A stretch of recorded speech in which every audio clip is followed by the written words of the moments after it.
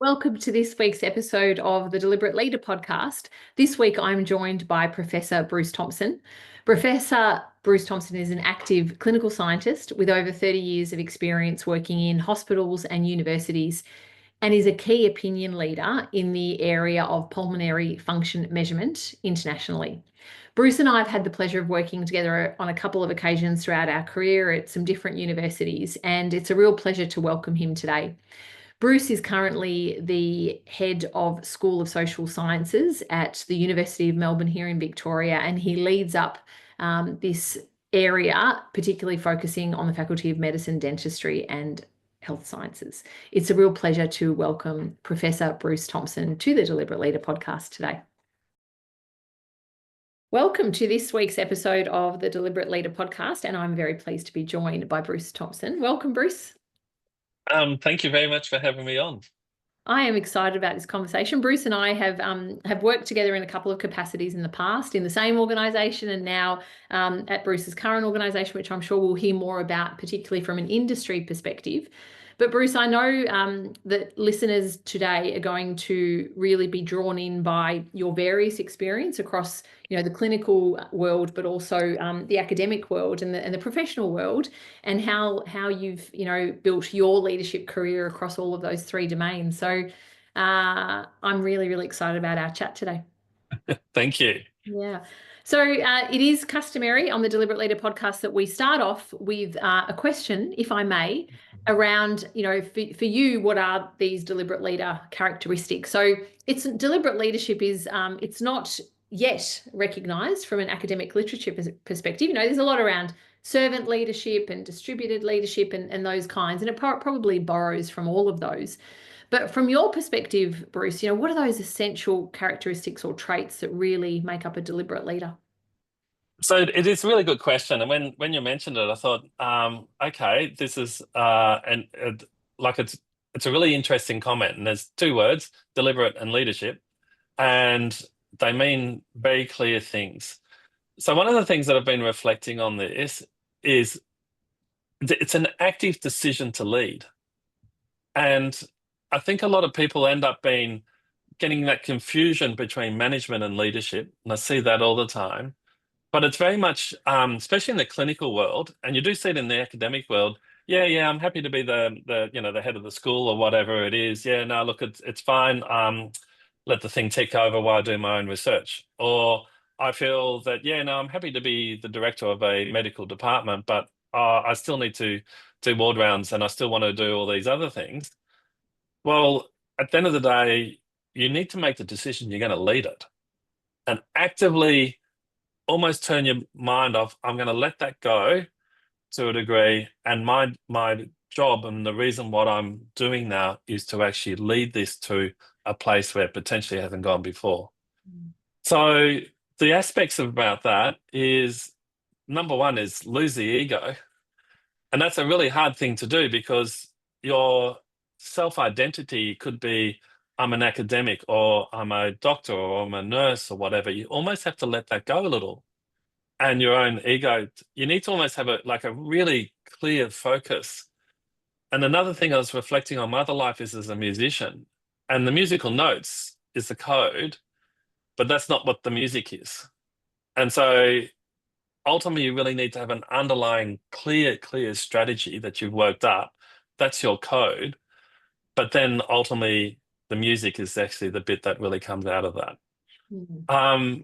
Lots of aspects in terms of being really comfortable with ambiguity, being comfortable with being accountable. And it's kind of weird. Some people are not. Like, what, I'm accountable? Yeah, you are actually. Being empathic, because you ultimately have to be seeing that you're bringing everybody along and not everyone's going to agree. And not everyone's going to necessarily like you or agree where it's going. So you need to be comfortable with that idea. And then it's that being curious. And that's sometimes really difficult to do in the heat of the moment as well, of where you got this barrage towards you and somehow you need to remove the heat out of your own self and just say, so can you tell me what's going on? So you actually help me to understand. So these, I think, are all qualities that you need to be deliberate about and understand. So, and it probably becomes naturally more for some people than not, but if it doesn't and you want to get into the leadership roles, then you have to be able to address these. Do you think, therefore, Bruce, on that, do you think it's something that can be learned? Yeah, and it was one of the things that was really interesting. So I was making a comment about the entry requirements into, say, medicine. And you'd think the number one aspect, the number one quality you'd want of any health professional, but including medicine and nursing and what have you, is empathy. So like that'd be the number one thing. Evidently, it's really easy to fake and learn. So now I'm not sure how easy it is and fake to learn, but it is something that you can address. And I definitely know people that work even in the areas of psychology and mental health that they've been demonstrated that you need to show more empathy and understand it. And so that is something that you can actually work on. And if you don't, especially in leadership roles, you'll end up in that situation of that Peter principle where you can be promoted to your level of incompetence. Yeah. And you don't want to get into that phase. Yeah, that's right. I think I think for me, it can be learned if the person is aware that it's something they value.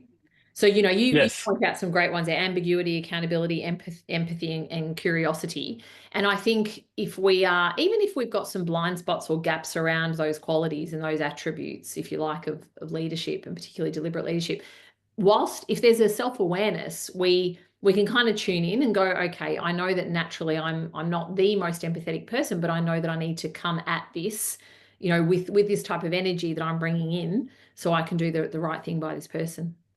Absolutely. And it's really critical to actually start to pick up that to become who you are, because if you have to constantly work on it, it's going to be really tiring for you to be a leader. Yeah. Like it's going to be so much energy that when you're speaking to someone, I've got to be empathetic. I've got to make sure I don't say the right thing, all that sort of stuff. That is full on horsepower of your mind trying to address that. So yeah, you need to actually almost work on a way that how does this become who you are? Yeah. And it just sits in the background. I'm teaching my 17-year-old daughter to drive at the moment. And we were in the car one day, and I was talking to her about a learning model, which is, your conscious competence model. Yeah.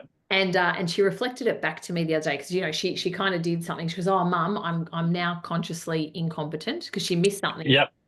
A check Yeah. or "Mum, I'm consciously incompetent." And I think it is that, that it's that self-awareness to know when you are doing it, when you're not doing it, and really to be a bit it's an invitation to be a bit kinder on ourselves, to know that I'm not going to get the empathy or the curiosity, accountability, ambiguity right 10 out of 10 all the time, but I am going to have a mindfulness about it, so I can catch myself when I'm not there. Absolutely. And that's also a really good example, because when your daughter actually drove through a red light, it's very hard to be, as the leader, curious and empathic at the same time, where you just maybe get yourself into a situation where this is going to escalate really, really quickly. And now you could argue safety doesn't matter what you do, you got to be safe. However, it is exactly on point, because big things do happen when you're in big leadership roles. And then I'll never forget, within COVID, making a decision at that time that I was going to close down every lung function and sleep laboratory in the country. Yeah. Now, that is, now can you just help me understand type thing is not going to really cut it when a decision was, needed to happen now. And so, yeah, so it can be, like all these things, it's hard. At times it's just hard, and it requires work. It's like being in a relationship. You can't take it for granted. It requires work.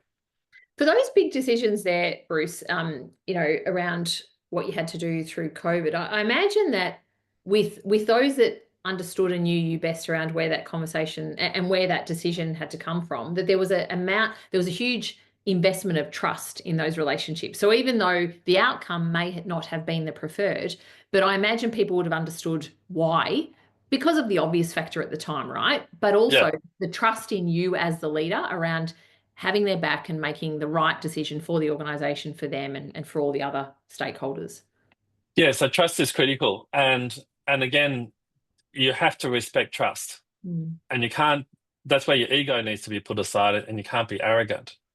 You have to hugely respect it. And there were times where, a couple of critical points, things like around PPE and what have you, when there was not enough. There was questions around, and the industry was really struggling. They're scared because they're worried for their own safety. And then on top of that, procedures that we do that are aerosol generating, and they just wanted someone make the decision. So now the good thing about when there's catastrophic decisions of A or B, and both of them are not necessarily great, I don't mind it.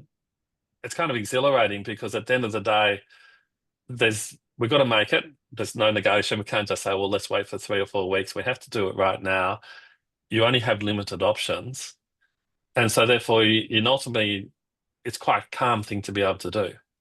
So even though the ramifications of it could be huge. So, and in that particular case of really shutting down a whole area of the medical profession related to respiratory viruses because it was just not safe, those affected people's jobs, affected people's livelihoods. I had about 3 or 4 emails of what the hell you think you're doing in very clear language. But the vast majorities was just, thank you for the guidance. Like, you did it. And we followed it. So, but it doesn't escape me on the impact that some of those decisions that happened. And so that is something that you just have to reflect on and remember what all the things were behind it to lead that to decision.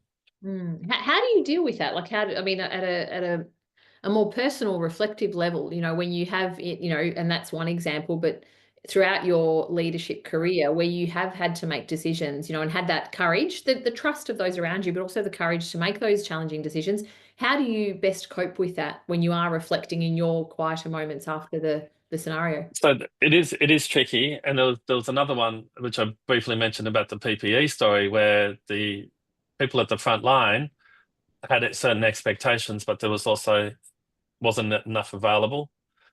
And so I had a very strong worded letter when I was the president of the Thoracic Society, and it was a letter of demand, so they're really upset with the lead, and we're trying to get all the evidence behind it, because you do need evidence, you do need all your facts when you're presenting to an organization. And they're saying, actually, I don't think you're in a situation or the profession, they potentially don't have the necessary skills to make some of these leadership decisions. You need to stand your ground. So it was very much actually trying to get people together and understand each other's views, all the usual stuff, but at a critical level. And then actually we came together. And so that was really, really good thing. Boy, it was hard. People said things to me that are extremely distressing to hear them say directly about you. And so you also need to have empathy that they were frankly scared, but also almost in that unconscious incompetence as well. They just didn't know what they didn't know. It also showed a whole lot of things that we didn't even know that were a problem. So, but a decision needed to be made. And I was actually asked recently, do you have any regrets? No, I don't have any regrets, because at the end of the day, we were in a situation where ultimately key decisions needed to be made based on the information that you actually had around you at the time. If you look back and it was the wrong decision, some of them were, but going through that in your mind to say this is how we made it, then I'd make it the same again based on that information. Yeah. It's a tricky thing, because you basically got to make decisions or lead on the evidence that you have in front. That's sometimes difficult. And I think there's that acknowledgement that it's not it's not reckless behavior in the moment. You are making that decision based on the information you have at the time. And for those that don't know PPE, you know, it's we had a global, obviously Australia-wide, but global shortage on the actual clothing and equipment and protective gear that our clinicians wore at the time. And people might remember that there were some news reports at the time, but it was a huge, huge issue in hospitals at the time, and you know, within other primary care environments where you know, there wasn't a lot. We were sending you know, clinicians and frontline workers out there with not very much, so it was a big deal around having that proper gear for them to protect themselves. Absolutely. And on top of that, we're asking people to work in an environment that never worked before. Yeah. They're also working with a virus that they've never worked before. And then they need to also make decisions and they don't know what they're making the decisions on. So one of the things, I suppose, especially with deliberate leadership, is being really comfortable with ambiguity. Yeah. And I've actually seen people where, you know, in a leadership forum that I had, even within my own group, that there was one person, but I haven't got all the information. I can't, you know, are we all supportive? Well, I don't have all the information. Well, what other information, trying to be curious, would you like? Well, I don't know. So, and that really starts separating people. How will you feel about guiding a pathway when you only have certain parts of the information available? And then how are you going to be able to look after yourself? And how have you become, you know, equipped, Bruce, over your journey in leadership to deal with ambiguity? Because we know, you know, it is well and truly documented. You open up any, you know, leadership publication, and ambiguity change is a new constant. You know, that kind of cliche we hear all the time. How have you equipped yourself to be able to deal with it, and at an increasing pace? See, I don't mind it, and I remember being asked in a leadership thing of the ambiguity story, and my comment was, "Well, I'm a skier, and I'm not a very good one. So before you jump off the edge of a mountain about to go down, it's very ambiguous how this is going to pass out, and if you don't want to do that, then you're in the wrong place." Yeah. So there's an inherent desire to sort of feel a little bit on the edge. Yeah. That's, you sort of actually find it exhilarating. But also there are consequences associated with it because you don't want to be reckless. So it comes into that risk versus taking no risk category. And if any of the company directors courses that you might do, if you take no risk, you're paralyzed, and you'll paralyze the organization. If you take too much risk, you'll be reckless. So you have to be really comfortable in that in that environment. Part of the comfort comes from the fact that you know you're in that environment. And so therefore we're going to have to make some decisions. We're only going to have the information that's available. So therefore we'll make the decision. But as long as, probably what makes me feel safer about it is I'm very clear how we got to that point. And so therefore, if it doesn't go well or goes really badly, this is the information that we had at the time. So therefore we may have been able to change it, or we weren't able to change it because the information didn't exist, like in COVID. So therefore, okay, I feel very comfortable with that. It goes back to that trust thing, I think, isn't it? Like trusting those who are around you, trusting the information you're getting, but also trust in self around your own level of capability, your commitment, being really clear on your why, your purpose. Absolutely. And one of the things that it was comments that you hear people say is back yourself. And that can be really arrogant, but you also need to almost have in here, like your inner core of, okay, trust myself. And therefore you need a certain amount of information. You're not necessarily going to get the whole lot. And that comes with ultimately experience and wisdom. And I think that'll be one of the sort of the central cores of keeping it clear in your head and your mind of where the strategy we need to head, what we need to actually get done, remembering the pathway, and then ultimately backing yourself that what you've done is correct. And when you think about other industries, could you imagine pilots not trusting each other? And when that's happened, they've lost the plane. And it's beautifully documented. They've demonstrated in NASA where they might have a clear strategy, and if something goes wrong, which it does, that's okay, but what you need to do is get it back on track. And if you don't do that, they'll lose the craft. And that's been demonstrated as well, where all of a sudden they've just gone down different pathways and what have you. So again, that's actually trusting inherently in terms of the strategy that you've developed that this is the right strategy to do. So, and you can work from there. There's a lot of learning that comes, with that. And we know that, organizations that have greater levels of psychological safety are those organizations that can tolerate mistakes. Again, not recklessness, but tolerate the fact that we're not going to always get it right. What do we learn? We adapt, we iterate. More challenging in some industries than others. Absolutely. Like Absolutely. health, Yeah. in health. So in health, where there is, with procedures, obviously there's got to be precision, your models of care, your patient safety, all of that. Like we can't be reckless and unsafe. But how do we still foster this sense of psychological safety, within our teams, and how do leaders do that for their teams? So it's a really, really good question. And I'm partly riffing, I suppose, in terms of the answer to that. Because there's so many situations where you've done it 25,000 times before and it's perfectly okay. And you inherently trust the team around you. But then something goes wrong. And then we're in an uncharted territory. And I've seen it in surgical situations. I've seen it, you hear it, the airline industry is a really, really good one. So, because these things are hierarchical as well, and health professions very hierarchical, and it's very autonomous. Sometimes very, very hard to say to the person who is operating in an autonomous way and hierarchical, I'm just letting you know, do you realize this is happening? So that's where that's why I actually like reducing hierarchy in certain situations, because at the end of the day, there is no such thing as a dumb idea when it comes to where it's a problem. And you've seen it in, things like surgery and the culture within the actual theatre. There's been plenty of documented cases where if it ended up being highly hierarchical, autonomous, and toxic, that leads to bad outcomes for the patient.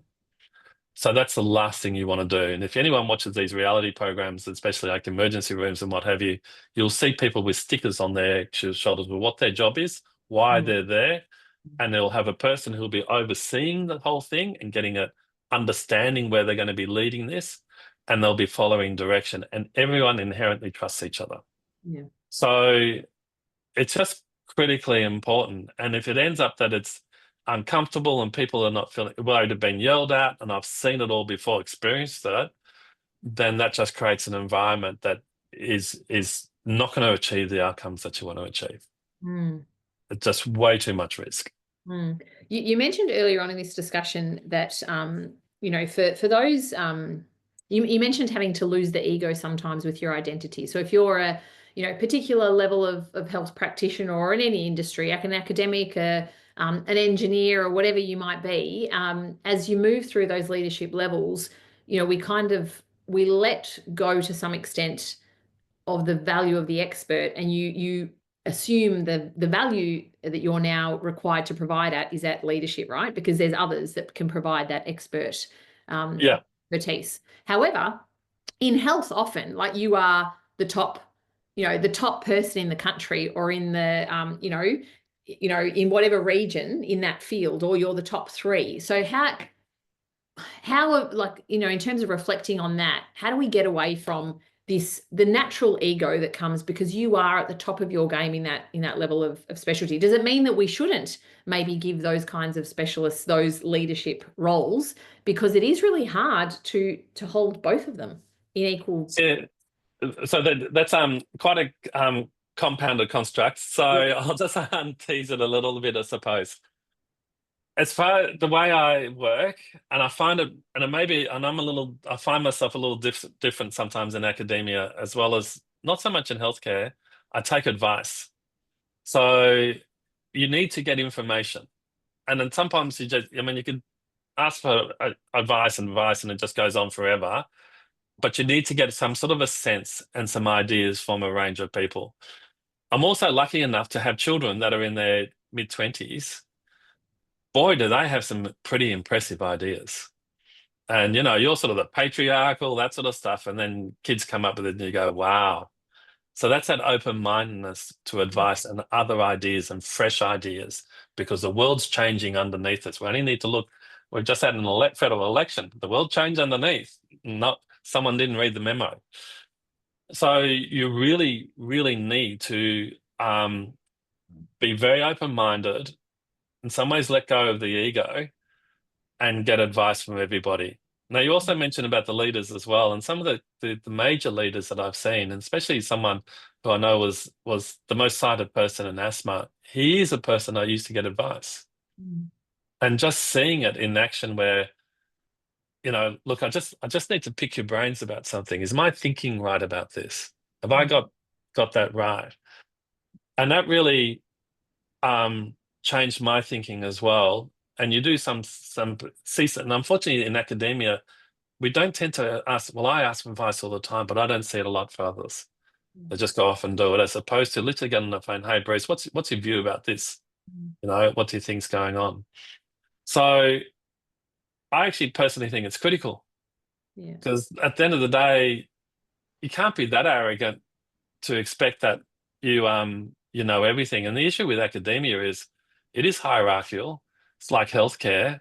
We have these fancy smancy titles like professors and all that sort of stuff, but that's really based on an acknowledgement of what you've actually done. Doesn't necessarily mean it's an acknowledgement of how you can lead by any stretch. Sometimes very hard to hear. And that's actually the same in the healthcare profession as well. Even though there is a hierarchy in terms of medicine, that doesn't necessarily get the best leader in the world.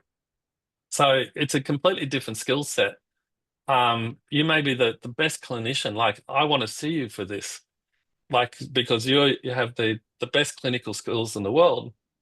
That doesn't necessarily mean you're the best person to lead an overall department in that specialty, or lead something like lead a whole profession, or lead. You might be good at leading something like a research group, maybe, but the skills don't necessarily all line up. And again, that's knowing yourself, like really, really knowing yourself. I guess we reward, and the promotional path in most industries looks like, you know, technical expert, even better technical expert. Oh, congratulations, we'll now give you a team, and then, oh, we give you a department, and then we give you a this, and we give you a that, and then we have you running, you know, organizations. But your point there is so valid, and that is that, you know, you may be the best at your craft, but how do we get that translating? And it's not going to translate for everybody, you know, Bruce. So I read a fascinating piece a couple of years ago that was published by Harvard University, and it said, you know, we need to stop promoting people into leadership roles just because they're really good technical experts, and actually ask them the question. Because I see a lot of leaders at that level that are not really experiencing full joy from their role, you know. They're No, just not loving it. you constantly hear people say, I hate it. Well, why are you doing it? Like, seriously. And then there's things like prestige and all these other drivers, which are not the drivers you'd want as an organization. So if you're sort of doing the enterprise leadership approach as well, what's best for the enterprise? And if you got somebody in there that, frankly, they may be the best at their a world leader in some aspect of academia, but at the end of the day, they don't enjoy the leadership aspect of what the group or organization within a large organization they're running, or they just don't find it very interesting, or feel very uncomfortable with it. And you've seen plenty of people where you just make a decision, you know, and they will find it really hard. You see plenty of people that have all the authority and take zero responsibility. And then there's all these poor people who have all the responsibility and have no authority. It's just awful. And so, but for some reason, the people that are, you know, when they ask questions, potentially the people asking the questions don't understand the difference between leadership and management. And they want the best name, because the name might be great, but they could be a complete disaster. And that's not uncommon.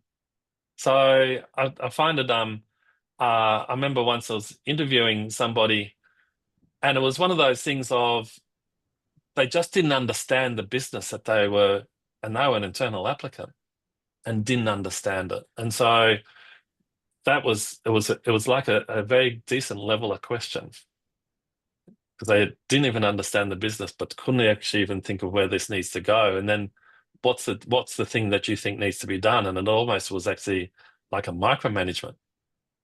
And it was straight away, we don't need a micromanager. I thought we were after a leadership position. And that's often informed by how they've been led. You know, if they've not experienced anything, it's like how we parent, obviously, often is how we've been parented.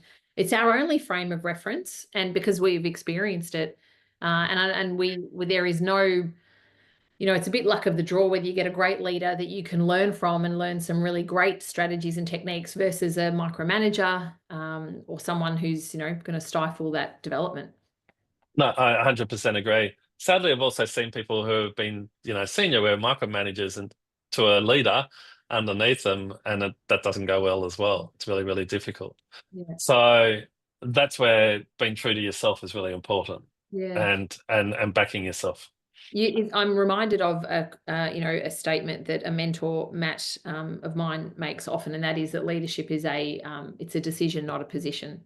And if you make, and you referenced that at the start, like, you know, it's about being deliberate in how you lead, and that is the choice. I think, you know, one of the things you said right at the start is you need to actively make this choice to lead if you're going to be in it, which certainly helps with being more deliberate around it. Absolutely. As I said, I see it all the time in academia where, oh yeah, no, look, I thought I'd put my hand up for it. You know, I'm doing this, this, and this. So what would you plan about doing this, and this? Oh no, I'll keep it all going, but no. That is actually, I thought I might have a go at something else because it looked kind of interesting, as opposed to the reason why I applied for this position is because I'm wishing to lead this. And you're actually going to have to take a risk of actually saying where you'd like to lead it to. I'm very much of a person, when I listen to that, is I like to hear a bit of risk. I actually don't mind where they're suggesting they're going to lead it to, because they may actually not know whether it's possible, but it's the fact that they've thought about it and they're actually discussing it. And if you did offer them the job, I know you said that, but here what the problems are going to be. And hopefully you've actually got a sense of how adaptable they are as well, especially in that formulation of that stuff. Yeah, yeah. So on adaptability, it's a beautiful segue into the next question, because I think often leaders that I speak to struggle with navigating being deliberate. So being quite, you know, steadfast, assured on what they want to do, very clear, you know, working to the strategy, but then also balancing this with this need for adaptability, which happens, right? Because we've had that conversation on change and ambiguity coming through thick and fast. So how have you been able to navigate this balance between being deliberate, but then also adapting your view, your strategy when you've needed to? Yeah, so it is a cracker question, because you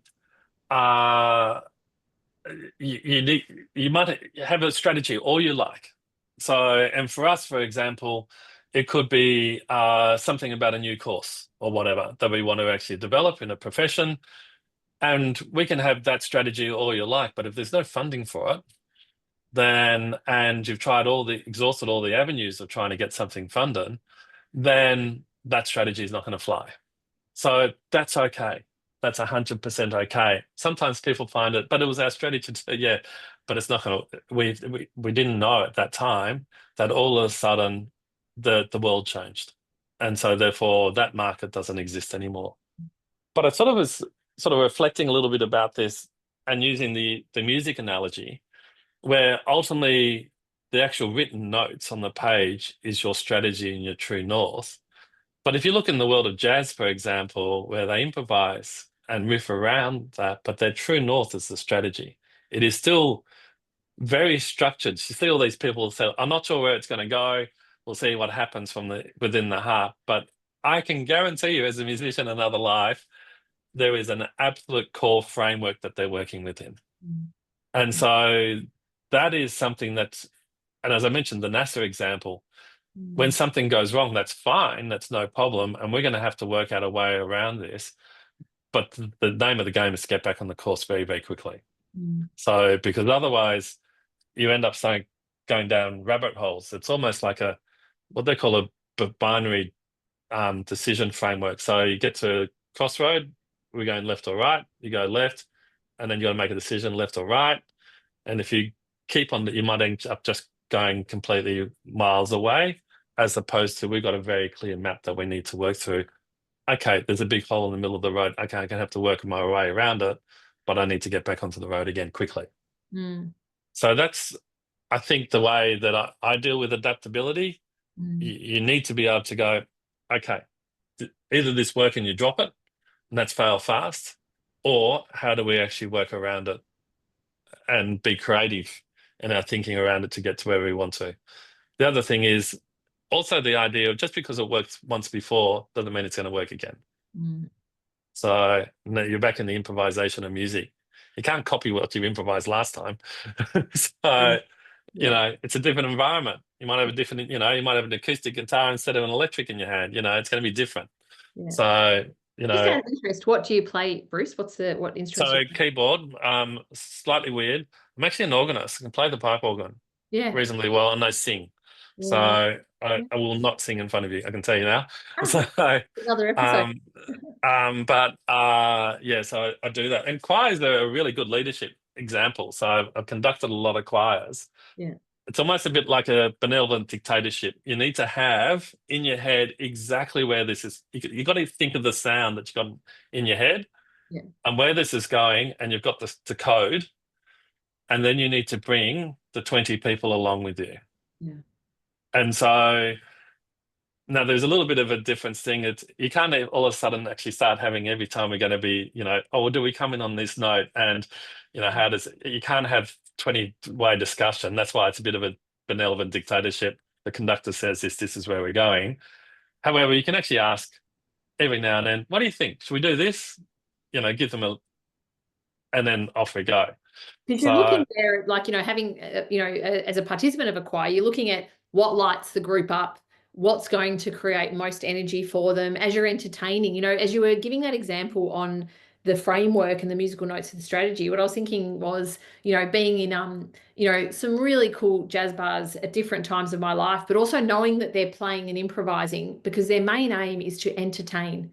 You know, and that's exactly right. And they're drawing that energy from the group that they're entertaining. And if it's kind of going all over the place, improvised, but the group are getting that energy and ultimately their purpose is to entertain, then they'll keep going. And they've been some of the most memorable ones where you go, that was outstanding, unrehearsed, good trust amongst that team around, we're going to come in and we're still going to serve to entertain.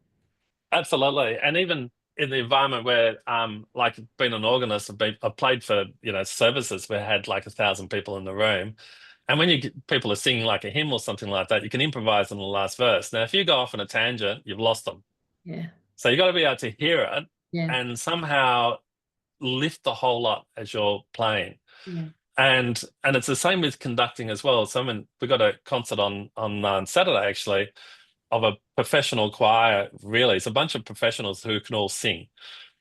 So and the first piece that we're coming up with is a 17th century piece of music. It's fabulous. We're doing lots of modern stuff as well. But the conductor said when we started, we didn't actually sing the word in a very exciting way. It was dull. And he said, we're starting this concert, probably shouldn't have done it with a 7-minute piece that's actually 16th or 17th century. That if you sing that note, you've lost them. So like that first note straight away needs to be everyone hears and goes, wow. Like, wow. And I think that's the other thing is when you sort of walk out there and you got to, like, even when you stand in front and speak to people, and I don't always do it, unfortunately, it is a performance. Like it really is. So my little note that I've just written down is, how do you become match fit for leadership? Because what you've just stated there around the energy, that first note, that first sound, the way that you walk into a room as a leader and address your team, you know, team meeting, I always think that as leaders, we're a bit of a barometer and people get their sense of, oh, am I safe? Are we good? Are we not good? Based on the leader. How do you get yourself match fit, Bruce, for this game of leadership? So it's a really critical question. And again, you can't let your guard down. And I have to admit, I'll just be perfectly honest, that does happen. because you might have come out with another meeting, you've just come out with finance, you've come out with all these other things, and then you've got to walk into another room for something that's completely different. What should happen is you need to stop, like hit the stop button, like just stop. And in fact, you should hit the stop button even if you're in mid-process of something anyway as well, to get a sense check of who you are. And this is something I've been working on a lot. If you walk into a meeting that may be a general meeting and you've just had a finance meeting, and you found that you're $2.5 million over budget, and then you're walking in there and someone's asking for money and they're constantly, and if you're now really stressed and worried about the previous one and you're brought into the next meeting, it's going to be not your best self. So somehow you need to stop and then sense check where you are at the moment. Actually ask, how do you feel? And something I've been working on a bit lately, of even when I'm in full flight, I was doing emceeing a pro-con debate at a Thoracic Society meeting, and there's 700 people in the room. Something that I'm riffing away because we're making fun and all that sort of stuff. And while I was speaking, I did actually say to myself, how are you feeling? And just by doing that, almost just calms you down a bit. And it also helps you just create your best self. Especially when you're working in an academic environment, like leadership teams, they're all professors. So they're all a group of people that have done extraordinary things to get that title. And so the expectations are really high. And that can happen in the health system as well. They're all extraordinarily smart people and probably smarter than you, but you're the one that's got to lead them. And so therefore you need to, before you even walk in, actually get yourself into that zone. We don't do it enough, which I just don't think we do. We'll sort of rush from one to the other. During COVID and Zoom, that was shocking. Like you click and click and then straight away. And that was not helpful. So when you see, I always found it kind of weird, the big concert pianist standing up in front of everybody, and you'll see they can close their eyes. What are you doing that for? You're getting in the zone. Like, it's just before you play that first note, everyone needs to be sitting on the edge knowing what's this person going to be doing. So it is almost a little bit the same as well, is bringing everything into line and then off you go. So you're doing that stop, you're asking yourself, how do you feel? And you're doing that reflective and silent check-in. And then what do you do then to adapt, and how do you get yourself into another zone to, in service of the group that you're with? Yeah, so there's a bit of an underlying question. How are you feeling at the moment? I'm absolutely petrified and out of control. That would be not useful. So, and if that does happen, what are you going to do about it? And it's amazing, if you're in mid-talk and you're petrified, you can actually stop for 3 or 4 seconds just to collect your thoughts. Really hard to do it when you're playing the piano. You can't just put your fingers off. But so the construct, you're going to have to remind me part of your question, because I think I've actually just gone off topic. No, it was, what do you do? So after you stop and check in, and then what's your next step after that? So what's actually really amazing, just even asking the question, is it just brings the heat out, and because that's what you're trying to do. Because if you have a staff member that's starting to behave, in the middle of a meeting, some bad behaviors, it's how you respond. And all of a sudden, if you're not in your best self, you're just a little bit wound up, and then this thing potentially gets out of control very quickly, and you come out just too hard, and that's not what you want to do. So the main thing of the idea is actually just to try and get the heat out of you. And also a comment that I made to somebody when I was speaking to about it, my brain was on fire. How do you actually calm that down? And just by asking the question is really helpful. Because what can happen is your brain's on fire, and then this is out of the bag before you know it. It's happened so quickly. So it's really easy to be considered and self-contained when you're feeling considered and self-contained. It's really harder, it's much, much harder to do it when someone just says, I fundamentally disagree with everything that you said. Here we go. This could be exciting. And especially in healthcare and academia, we're not immune from some pretty bad behaviors. It's the power of the pause, though, Bruce, which I think gives us space to think about what we say next or what we do next. You know, it doesn't always need to Yeah. be, you know, but it's about what I'm getting from that, which I think is a super important lesson, is you're making the choice around how you respond as opposed to reacting. And Yeah. there is, you know, when you feel like, you know, you're flushed and you feel like your brain's on fire, it's about what can I do just to bring a sense of calm back. And it's what you've described there, that process is very grounding. It's kind of like, okay, let's just go back here to core principles. And when it's all like up here in you know, prefrontal or actually not prefrontal cortex disengages, we're all in our limbic brain. We're reacting, and we're not responding always in the best way. No, absolutely. Is this easy to do? No, it's not. It's hard and it requires practice. Yeah. Like it really, really does. And some people are naturally good at sitting there and just giving these fantastic answers. And overall, you see politicians are pretty good at it. I can guarantee you they practice and practice and practice. And you see people who are really quick-witted and what have you, like comedians, for example. They practice and practice and practice. And they also try new ideas on the audience as well. And they sometimes hear, yeah, well, you know, come on, a couple of laughs every now and then, guys. And that is, they've realized that they might have thought this is something new. They put it out there and the audience is not liking it. And so they have a few key words that they can do to try and bring it around to get a couple of, you know, laughs going. But there'll be a mental note to say, that one didn't work with that audience. Yeah. So you see all these things and you go, oh yeah, they seem very natural and it's all very easy to do. That very natural and very easy to do required so much work and practice. The music analogy I think is quite good. No one would walk out on stage without having rehearsed. Why would you expect to walk into a room where you need to give a talk without rehearsing it? And especially one that's going to be potentially confrontational. If I walk out to a town hall, again, I probably don't do it enough. I did a lot when I was the president of the Thoracic Society, but you need to be rehearsed. So because there's a whole group out of people there that may disagree with you and may have some things that you actually just don't agree with. And it may even be the level that your principles are actually challenged as well. There's an elegance, you know, there's an elegance in what you're saying around it. Look, it may look seamless, but there's a lot of work that, you know, goes on. And I guess that is that deliberate work and intentionality around, and effort, you know, caring enough about the audience and caring enough about your topic or whatever it might be, that you are going to give it the respect of that time. Absolutely. And I remember hearing someone ask a musician, how long did it take to work that piece up? And they said 35 years. Yeah. So even though the actual piece might have only taken a couple of months, to actually be able to play at that level and behave at that, you know, took them 35 years. Yeah. So it's always really curious. Why do you expect to be able to just go out there and do it? Yeah.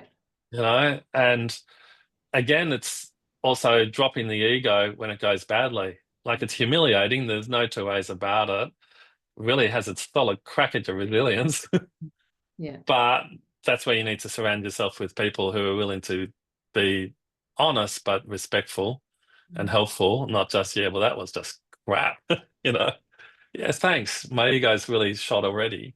So, but not pumping your tires. And that's the last thing you need as well. And it comes back to that empathy, and someone who's going to give you that genuine feedback will balance it with empathy, but honesty also. Yeah, indeed. Bruce, this has been a wonderful conversation. I've loved your insights, and what I'm taking away from this conversation is the word that's coming up for me is learning, because we don't come out in this world as great leaders without learning, without getting that feedback, without rehearsing too. And that's not standing up, you know, and practicing the speech you're going to give your team, but it's that rehearsing is in the trust you build, the interactions that you have. It's all those things that contribute to how you position yourself as a leader and how others receive your leadership. So thank you so much. Absolutely. Look, thank you for having me. I have to admit, it's kind of daunting to be asked, because this is the sort of thing that I would listen to others do. So having this the other way around, it's now uncomfortable. But well, you know what? But I feel very comfortable doing it. Yay, that's the thing. And you've shared such great insights, Bruce. Thank you so much. Absolute pleasure. I've just had the pleasure of having Bruce Thompson on the Deliberate Leader podcast today, and it was a great conversation. I think, you will also have had a sense of Bruce's authenticity, and that whilst he has operated in, areas like hospitals and research labs and, academia in universities, he certainly brings a level of groundedness and real assurance to how he leads. Bruce is one of the most authentic leaders I know. He absolutely leads with that authenticity. And I loved our conversation today, in particular, the aspects around, how do you deal with ambiguity as a leader? The fact that, making the choice to lead and being deliberate about that means that you also dedicate yourself to a lifelong, journey of learning, because there is this, path of learning that continues to adapt and evolve as we adapt and evolve as leaders. Bruce called out that the key capability areas for him around deliberate leadership are ambiguity, accountability, empathy, and curiosity. And I reckon he's, absolutely hit the high notes on that. And I make that reference specifically because we also get a sense of, Bruce the musician and how, he draws those analogies from music into how he leads. I hope you've enjoyed this episode of the Deliberate Leader podcast. See you soon.